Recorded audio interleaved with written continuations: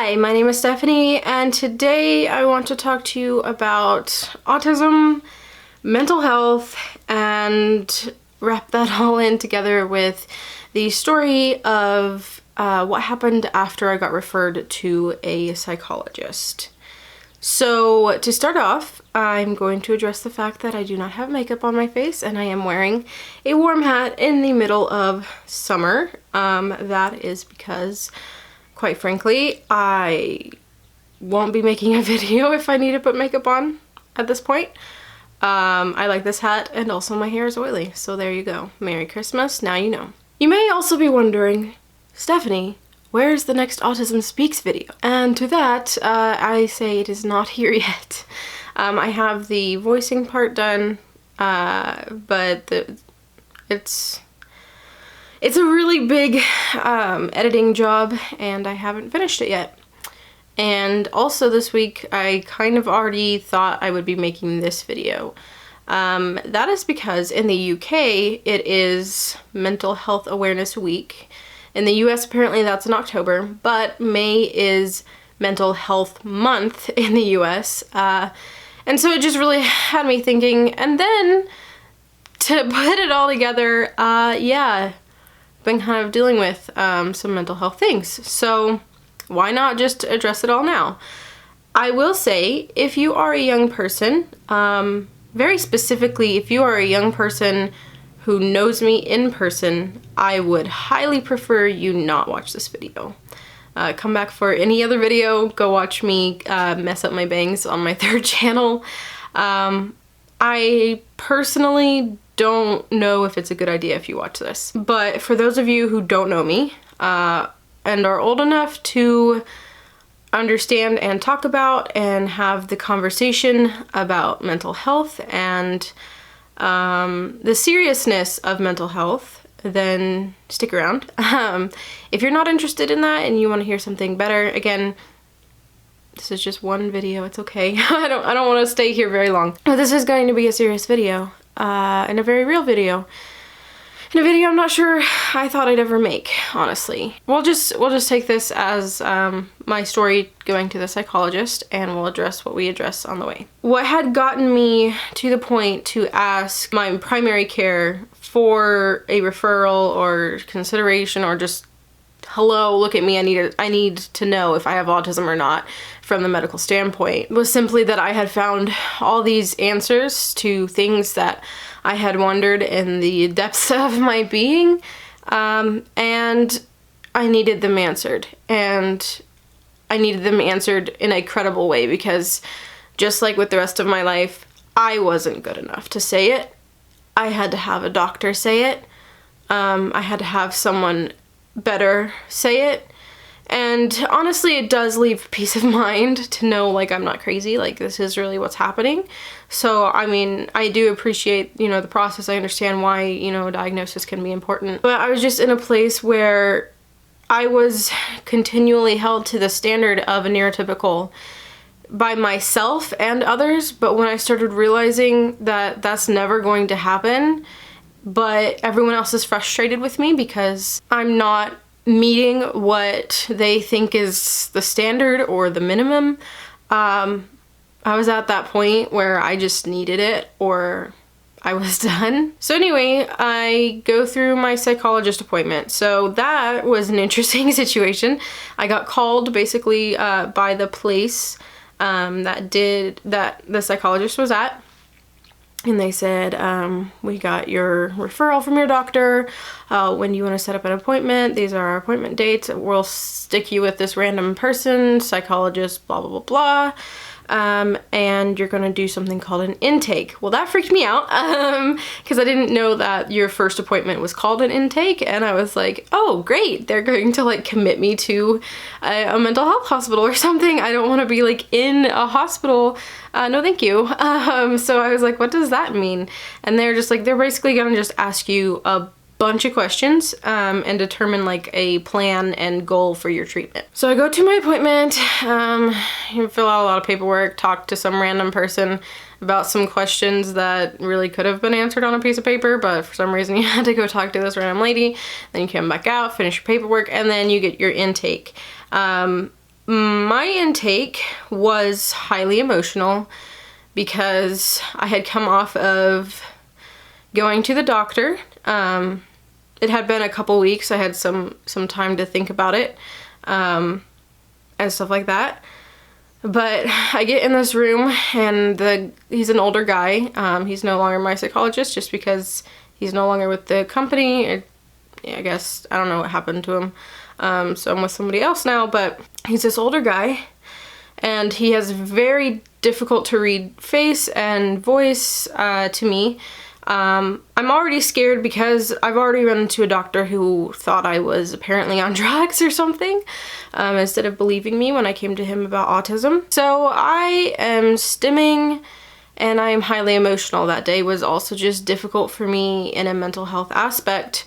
And I had been to a counselor before. I'd been to a counselor, like a free volunteer counselor, when I was younger, and also to my school counselor when I was in the older end of elementary, mostly due to my parents going through divorce and what all kind of went on with that. And so I learned that you know, it's in your best interest just to be honest with someone who's trying to help you, but I didn't really feel at ease because of all that had led up to that point. So they have to go through a bunch of questions to identify different areas that you might have issues with, and basically what your treatment's going to be, what you have to do.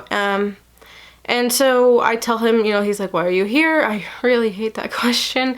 It's like, I know you know why I'm here. I hate answering it. But so I went through a shortened version. I'm not very good at talking to males for some reason. So I went through kind of a quicker, shorter version with him. Basically, I'm here to see if I have autism. I just kind of wondering and want to know and stuff, but I also have some other issues. Well, in the back of my head, I thought about also talking about the other things that I dealt with. I didn't realize I had anxiety until it was pointed out. I thought that was just being nervous. It's not. The amount that I have it and in the way that I have it. I knew that I was sometimes depressed, and I thought about talking about it, but you know, and honestly it was in the back of my mind only because I talked to my insurance, and my insurance was like, yeah, just so you know, we don't cover anything with autism, so we don't do ABA therapy, we don't do etc, etc. I didn't even know what ABA therapy was then. But basically they said, you know, we cover anxiety, depression, those kind of mental health visits with a copay, but we do not cover anything for autism, so be aware that pretty much anything for that's going to be out of pocket, unless if you're going also for another mental health issue. So I kind of thought like, well, maybe we can address some of the depression and maybe that would be covered. But I think just like with autism, I don't think you always understand what's going on until you start to actually talk about it, or you have to look in the mirror. I could understand that I had gone through times that I would be like, yeah, I was depressed, I cried every day. I thought about things that people probably shouldn't be thinking about in great detail. You know, at that time, that was when I was going through the kickoff of my weight loss journey. I was a couple months, more than a couple months in. It was partway through the year or whatever. So I had seen success with it. I was walking all the time. I was outside. I was eating better. So I did feel a little better, but that didn't mean that those kind of thoughts didn't go away, if that makes sense. I thought I had it under control, so I didn't really need to talk about it. But basically, in the process of asking all the intake questions, he asked me about that. And so this is where if you haven't noticed, we're gonna get into some deep conversation here. I heard him ask me some questions that probably had to do with OCD, stuff like that. You know, just basically questions, yes or no, that have to do with maybe signifying something they need to look into. But he asked me a question to do with depression, basically. I'm not stupid, I understand where those questions lead. And I told him the truth because I thought maybe I should just do that. Maybe I should just tell the truth. And then we went down a line of questioning, and I was answering yes to a lot of questions that you know, open up another set of questions. It was almost like there's like this pathway that he was following on his computer. I couldn't see the screen, but just like the way the questions were, like, for example, if I said no to something beforehand, we just moved on to a different kind of question, where this one we were just continually going into questions basically to do with depression. And I was suddenly faced with the reality. I thought it was normal.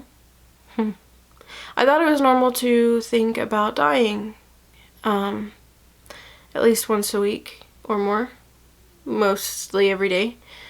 I thought it was normal to think that I just wanted to not be on this planet. I thought it was normal to go through times where, just really dark times.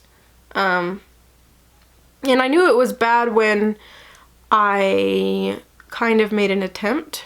I knew that was bad, but I thought I was over it now. But the more we talked, the more I realized that I wasn't okay. I still had it in the back of my mind, but like, it's okay now because I have it under control. And I kept on telling him that, like, oh, but that was a while ago. He's like, well, how long was a while ago? It was a few months to a year ago. He's like, that's not really that long. How long has this been going on, etc., etc. And, you know, we trace it all the way back, like, to when I was like a preteen. And finding out that really I've been depressed since I was a preteen, and I just thought that was normal. I didn't think that that was a big deal, because, like, you know, I had friends who would constantly self-harm, and would, like, let people know that they did that, and I didn't do that at that age, and so. And more people would talk about things more openly, so I thought, you know, they had it bad. I didn't. He sat across from me and he told me, "You're playing a very dangerous game." And I never thought of it like that. I thought, like, you're just supposed to do better. You know, I'm a Christian. I believe in God. I believe that He heals us. I believe that He loves us. I believe that He gives us power over things. And while sometimes I would find a temporary relief, like in the spirit, that didn't mean that day to day my thoughts didn't go away. He started talking about sending me to the psychiatrist to talk about medication and other things. And I about flipped out at him because I was not interested in medication. I had seen what medication had done to people. I've heard about medication being really bad. I didn't want to become doped up on something. I didn't want to be like someone else. I was scared that it would change my personality, that I would be like, just, you know, not as aware of the world or something. I've seen medications literally change people, and I didn't want that. I was scared, and he told me, you know, this is very serious, and I've seen it help so many people. And he was very adamant, very, very compassionate person.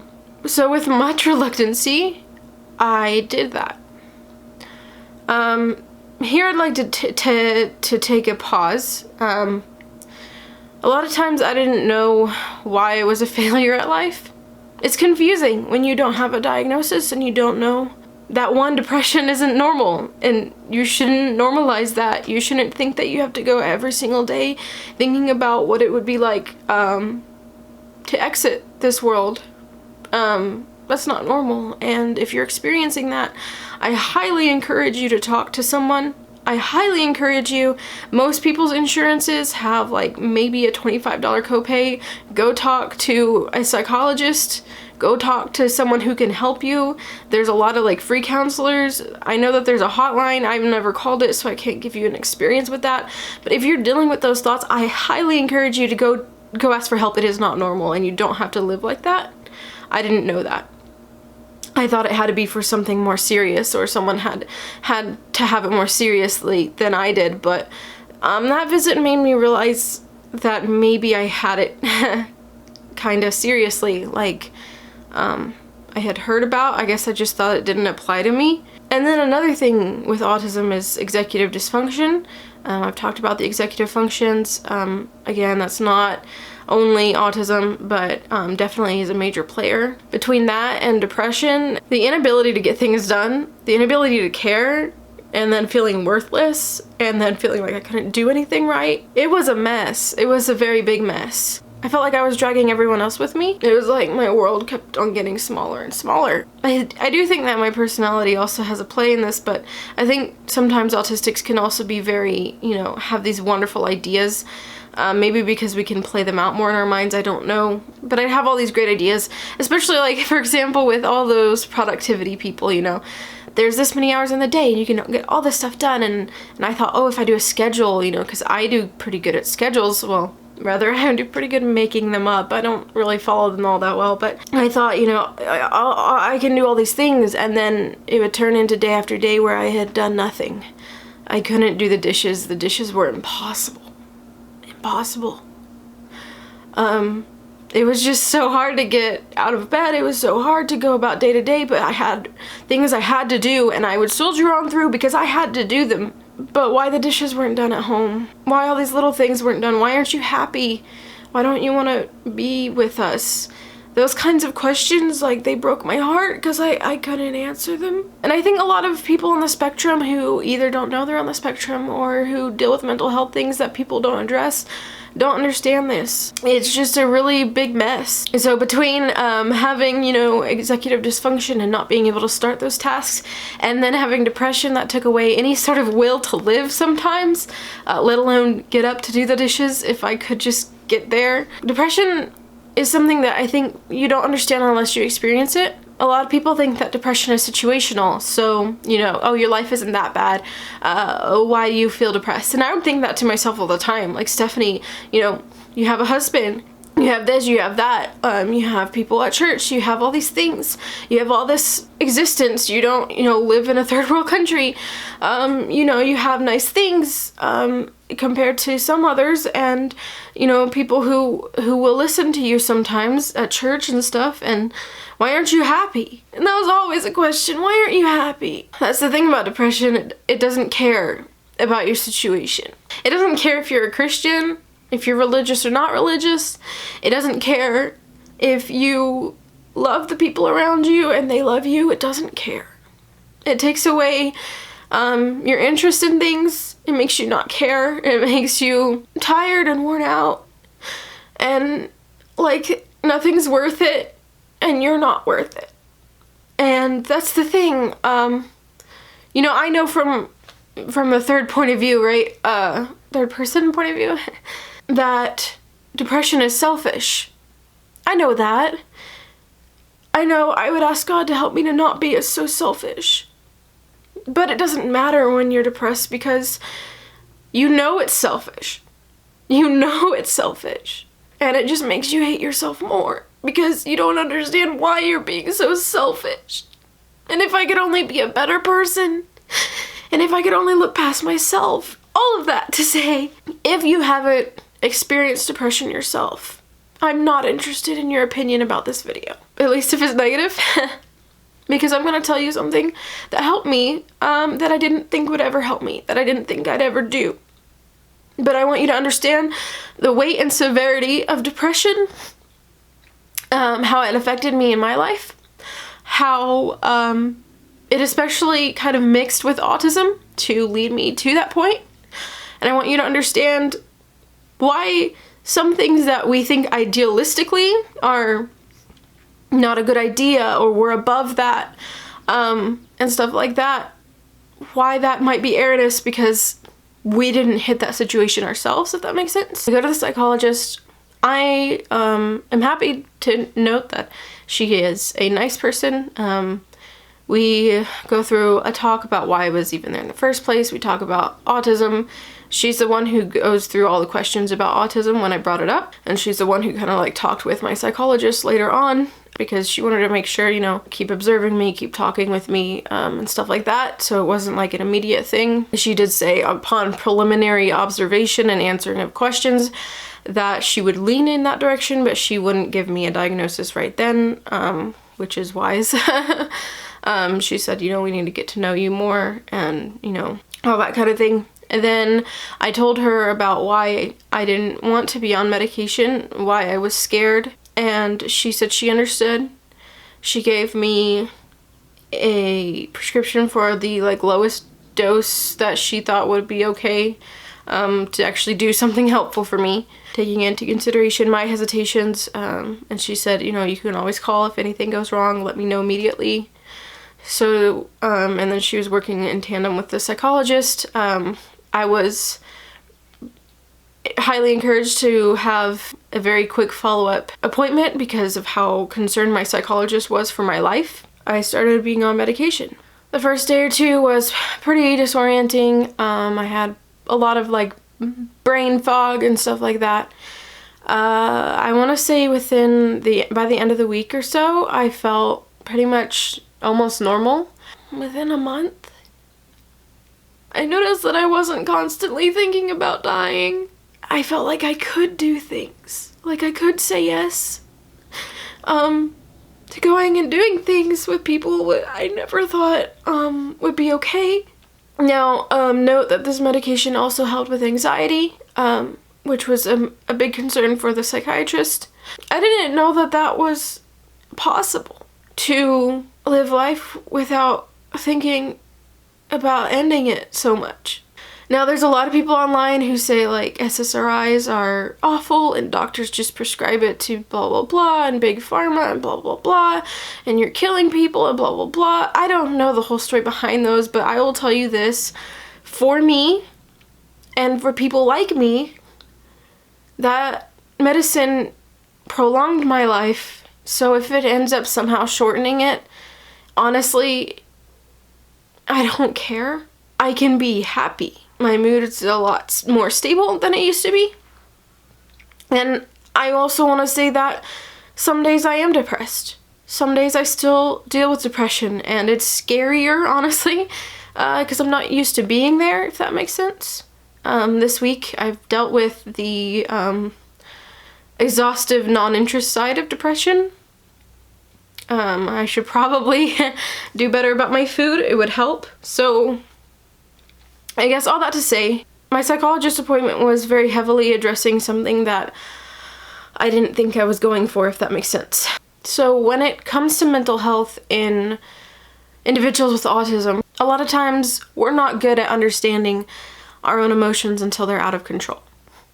I only acknowledged depression when it came to attempts or moments where I was seconds from making attempts. That's a problem. We shouldn't have to get to that point to have this conversation. Now, as a Christian, and even just a lot of general public, don't like medication. I don't like the idea of being on medication. My family wasn't real great, thinking about having to be on medication. That sounded bad, But for me, I needed it to balance out my brain. It doesn't take away everything. It doesn't make me high as a kite. It doesn't make me really feel any different, except for I'm not thinking those awful thoughts all the time, and everything doesn't seem as impossible as it used to. Yes, there are going to be days that still suck, but they're happening way less. Way, way, way less than they used to. So to summarize, I basically want to say, if you're an autistic person, or really any person dealing with depression, and you're not sure if it's bad enough to talk to somebody, talk to somebody. It's not normal to think those thoughts all the time. Talk to a professional, and if you don't want to do medication, that's fine. Look at your diet, look at what you're doing. But I'll tell you honestly, getting to bettering your diet, getting to, exercising more, getting to all those sorts of things is extremely hard when you're already extremely depressed. So don't, down on the idea of medication. Maybe SSRIs aren't for you. Maybe whatever medication they put you on isn't for you, but be very vocal about what how you feel about things with your psychologist or psychiatrist or counselor or whoever you're working with, therapist, whatever you want to call them. Tell them your concerns. I don't think that, everybody needs to be medicated or everybody needs to be the same way. I don't believe that, but I believe that for some people it is a necessity. I believe that for me, it is a necessity. And some people might frown on that. Some people might say you should just, go outside and enjoy the sunshine, do something and you'll be better. Baby, I tried all of that. I don't think it's wise to tell people that they're not allowed to do something to help them because you personally don't find it a good idea. And I'm guilty of that. I didn't think medication was a good idea at all. I didn't want to do that. I did not want to do that. I'd done everything else. I was eating like I should be eating. I was walking literally 2 miles every single day outside in the sunshine. I was engaging with other people at church, blah, blah, blah, blah, blah. That didn't mean that I wasn't going through horrible emotional turmoil and thinking about not being on this earth anymore. I will say it did get a little better when I was, exercising and eating right. And so for some people that will really help. And if you have the ability to do that, I encourage you to do that, see how things improve. But I would definitely talk to a doctor, talk to somebody, because it's not normal to think that about yourself and your life. And there is help. You don't have to live your whole life like this. And I wish I had known that sooner. So for people on the spectrum, it's like the perfect storm, as they call it, to be, because depression, anxiety, those things are comorbid with autism, meaning they happen frequently together. So like for me, someone who didn't know they have autism, didn't know the things about executive dysfunction, didn't know that, somehow didn't understand the severity of having depression, didn't even know that anxiety was what I was experiencing was called. That was a huge problem in my life, and I thought it was my fault. I thought it meant I shouldn't be here. I thought it meant I was a failure. I was failing in the eyes of others because they didn't know and they didn't understand it. And that's not their fault. They didn't know. We all come from only our perspective, only our life point of view, if that makes sense. We don't know how to relate to things that we've never experienced in any way. So it's easier to say that it's not true, that you're just not trying hard enough, that you should just do X, Y, and Z and everything will be better. It's nice to think that, but when you have experienced it, it's different. And so I just want to encourage you, if you are a person on the spectrum, if you're not a person on the spectrum, and you experience thoughts like that, I want you to go seek help. And getting help is okay, and you don't have to live your life like this. You are not a failure. It's not about whether you're good enough. It's not about your level of contribution to society. It's not about whether you did the stupid chores today. You are worth being alive if you have breath in your body, and I want to encourage you that it's okay. It's okay to seek help, and that's just something that's really important to me to share. Thank you for listening, watching this extremely long video. I will try to cut it down a little bit because I know I repeated myself.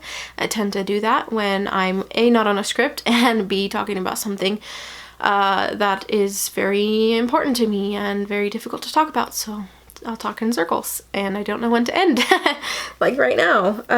But thank you so much for listening today and being here. I hope that we can have a better conversation about mental health and autism. So anyway, I'm sorry that this video is literally all over the place. It's not scripted, it's just me telling you about my experience, plus just some thoughts I have about mental health and all of that. And yeah, it is important to take care of your mental health. I can only offer you the perspective that I have, and there's that. Let me know your thoughts in the comments below. If you found this video helpful in any way, go ahead and leave it a thumbs up. I will be working on the Autism Speaks video. I really want to get part 2 out to you as soon as possible because I know that many of you have recently subscribed and are kind of following this channel specifically for that series, so I really want to be able to provide that because I don't want to, like, leave you hanging, if that makes sense. But yeah, I hope that you're having a wonderful week, and I'll see you in my next video. Bye!